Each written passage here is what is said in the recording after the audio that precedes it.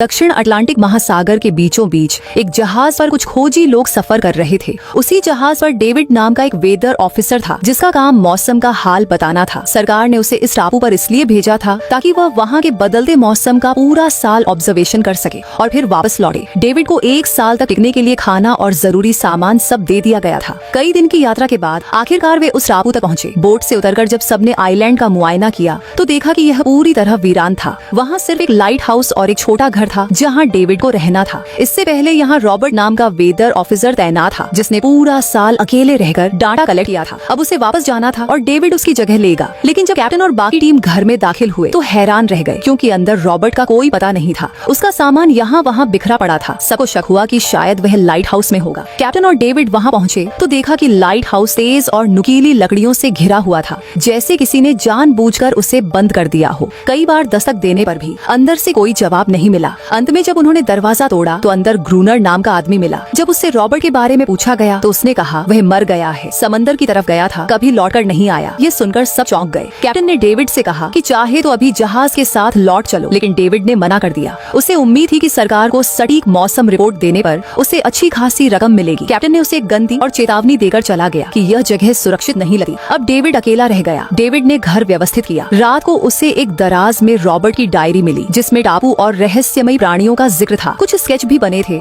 अगले दिन मौसम का डाटा लेने गया तो समंदर किनारे अजीब तरह से सजाए गए पत्थर और शेल्स देखे। उसने सोचा ये ग्रूनर का काम होगा। वो फिर से अपने काम में लग गया। काम करते करते उसने दूरबीन से लाइट हाउस की ओर देखा तो पाया कि ग्रूनर के साथ एक और आदमी खड़ा है, लेकिन पलक झपकते ही वो नजर से ओझल हो गया। डेविड ने दोबारा ध्यान से देखने की कोशिश की मगर अब वहाँ कुछ भी नहीं था। उसे लगा शायद यह उसका भ्रम है। रात को डेविड अपने काम में व्यस्त था कि अचानक दरवाजे पर दस्तक हुई। उसे लगा शायद ग्रूनर आया होगा। उसने आवाज देकर पुकारा लेकिन कोई जवाब नहीं मिला। हाथ में लैंप लेकर जैसे ही वो दरवाजे की तरफ बढ़ा, अचानक उसके कानों में कुछ अजीब सी आवाजें गूंजने लगी जो इंसान की बिल्कुल भी नहीं थी। तभी उसने देखा कि गेट के नीचे से किसी अजीब से जीव का हाथ अंदर घुसने की कोशिश कर रहा है। वो हाथ इंसान का नहीं था। ये देखकर डेविड के होश उड़ गए। वह तुरंत बेसमेंट की ओर भागा और वहाँ छिप गया। कुछ देर बाद वो रहस्यमयी जीव घर के अंदर घुस आया और छुप छुप कर डेविड को ढूंढने लगा। डेविड बेसमेंट की एक छोटी दरार से उसे देख रहा था मगर उसकी हलचल से क्रिएचर ने उसे देख लिया और तेजी से उसकी ओर झपटा। वो दरार से उसे पकड़ने की कोशिश करने लगा। डेविड ने जान बचाने के लिए तुरंत चाकू उठाया और उसकी आंख में घोंप दिया। क्रिएचर जोर से चीखते हुए भाग गया। डेविड को अब यकीन हो गया कि डायरी में लिखी बातें सच थीं। डर से वो पूरी रात जागता रहा। अगली सुबह बाहर निकला तो रेत पर अजीब निशान दिखे जो इंसान के पैरों के बिल्कुल भी नहीं थे। वे सीधे समुद्र की ओर जाते थे और वहीं खत्म हो जाते थे। अब उसे समझ आया कि ग्रूनर ने लाइट हाउस के चारों ओर नुकीली लकड़ियां क्यों लगाई थीं। डेविड को एहसास हुआ कि अगर वो इस घर में रहेगा तो ये जीव कभी भी उसकी जान ले सकते हैं। घबराकर वह दौड़ता हुआ लाइट हाउस पहुंचा और चिल्लाकर बोला, ग्रूनर गेट खोलो, मुझे अंदर आने दो। लेकिन ग्रूनर ने साफ मना कर दिया और कहा, तुझे जहाज के साथ लौट जाना चाहिए था। इतना कहकर उसने ऊपर से पानी डालकर डेविड को दूर भगा दिया। अब डेविड को खुद ही अपनी रक्षा करनी थी। उसने घर की सारी खिड़कियां लकड़ी से बंद कर दी, चारों ओर नुकीली लकड़ियों का घेरा बनाया और गेट के बाहर पुराने कागज व किताबें रखकर उन पर तेल छिड़क दिया ताकि हमला होने पर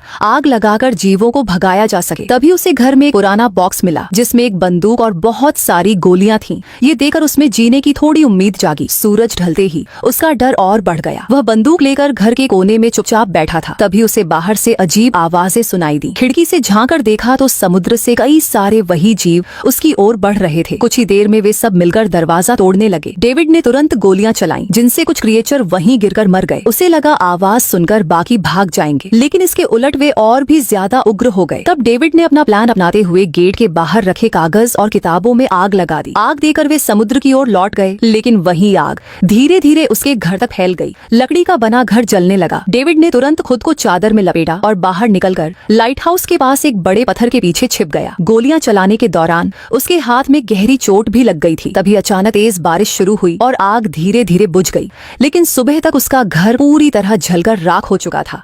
अब उसके पास सिर्फ एक ही रास्ता था, लाइट हाउस में पनाह लेना। वह अपनी राइफल लेकर पत्थरों के बीच छुप गया और ग्रूनर का इंतजार करने लगा। जब ग्रूनर पानी भरने बाहर आया तो डेविड धीरे धीरे उसके पीछे चल पड़ा। तभी अचानक एक अजीब क्रिएचर ने डेविड पर हमला कर दिया। किसी तरह उसने उसे काबू में कर लिया। डेविड उसे मारने ही वाला था कि ग्रूनर ने रोक दिया और कहा, रुको, यह मेरा पालतू है। डेविड ने गोली नहीं चलाई और तुरंत शर्त रख दी, अगर इसे जिंदा रखना है तो मुझे लाइट हाउस हाउस में रहने दो, वरना मैं इसे मार दूंगा। मजबूरी में ग्रूनर मान गया, क्योंकि डेविड के पास ढेर सारा खाना और गन पाउडर था। फिर डेविड और ग्रूनर ने मिलकर सारे सामान को लाइट हाउस में शिफ्ट किया। लाइट हाउस में जाते ही डेविड तके सो गया। क्रिएचर डेविड का हाथ चाट रहा था। जब डेविड नींद से जागा तो उसने देखा कि इस क्रिएचर के चाटने की वजह से उसका हाथ पूरी तरह ठीक हो चुका है। ये देखकर डेविड दंग रह गया। अब डेविड ग्रूनर से इस क्रिएचर के बारे में और जानना चाहता था और फिर यह सब दुनिया के सामने लाना चाहता था, क्योंकि ये किसी चमत्कार से कम नहीं था। डेविड ने सोचा कि अगर इस क्रिएचर का रहस्य सामने लाया जाए तो वह और क्रोनर दोनों नाम और दौलत कमा सकते हैं। लेकिन क्रोनर को इस सब में कोई दिलचस्पी नहीं थी। वह इस आइलैंड से कहीं नहीं जाना चाहता था। इस दुनिया में उसका कोई नहीं बचा था और उसके लिए यह आइलैंड ही उसका साम्राज्य था। वह खुद को यहाँ का राजा समझता था। इसी वजह से उसने आइलैंड के कई हिस्सों में लिख दिया था, क्रोनर यहाँ का बादशाह है। लेकिन डेविड यह समझ नहीं पा रहा था कि यह अजीब सा क्रिएचर आखिर क्रोनर की बात क्यों मानता है। तब क्रोनर ने बताया कि एक बार उसने उसकी जान बचाई थी। वह गलती से उसके फिशिंग नेट में फंस गई थी। उस वक्त वह छोटी थी और तभी से उसके साथ रह रही है। उसकी हर बात मानने लगी। लेकिन क्रोनर सख्त मिजाज इंसान था। वह इस क्रिएचर के साथ बेहद बुरा बर्ताव करता था। हर दिन वह इसे अपनी हवस का शिकार बनाता था। एक बार इस क्रिएचर ने उस पर हमला भी किया था और बदले में क्रोनर ने उसे इतनी भयानक सजा दी कि उसके बाद से उसने खुद को क्रोनर की गुलाम मान लिया। क्रोनर ने यह भी बताया कि हर रात समुद्र से क्रिएचर्स बाहर इसलिए आते हैं ताकि अपनी साथी को छुड़ाकर ले जा सके। लेकिन क्रोनर ऐसा होने नहीं देता। वे दिन में हमला नहीं कर सके क्योंकि सूरज की रोशनी उनकी त्वचा जला देती है। डेविड अब यहाँ और नहीं रहना चाहता था। वह किसी भी तरह आइलैंड से भाग निकलना चाहता था। तभी शाम हुई और क्रोनर ने कहा, गन लेकर तैयार हो जाओ, क्रिएचर्स किसी भी वक्त हमला कर सकते हैं। दोनों लाइट हाउस की लाइट ऑन करने के लिए तैयार हुए और कुछ ही देर में समुद्र से बड़ी संख्या में क्रिएचर्स बाहर आ गए। वे लाइट हाउस की तरफ बढ़ने लगे। क्रोनर लगातार फायर करता रहा, लेकिन डेविड डर के मारे लाइट हाउस के अंदर जाकर कोने में छिप गया। क्रोनर जितना भी कहता, डेविड बाहर नहीं आया और कुछ देर बाद वहीं बेहोश हो गया। क्रोनर पूरी रात अकेले इन क्रिएचर्स से लड़ता रहा। अगली सुबह उसने गुस्से में डेविड के मुंह पर पानी डालकर कहा, अगर जिंदा रहना है तो इनकी जान लेनी होगी, नहीं तो मैं तुम्हें लाइट हाउस से बाहर निकाल दूंगा और तुम्हें मेरी हर बात माननी होगी। रोज पानी लाना, छोटे बड़े काम करना और रात में गार्ड ड्यूटी करना। अब डेविड के पास कोई और चारा नहीं था। वह मजबूरी में क्रोनर की हर बात मानने लगा। लेकिन एक चीज थी जो उसे बिल्कुल पसंद नहीं आई, क्रोनर का उस फीमेल क्रिएचर को रोज अलग अलग तरीकों से टॉर्चर करना। रात हुई और दोनों फिर गार्ड ड्यूटी के लिए तैयार हो गए।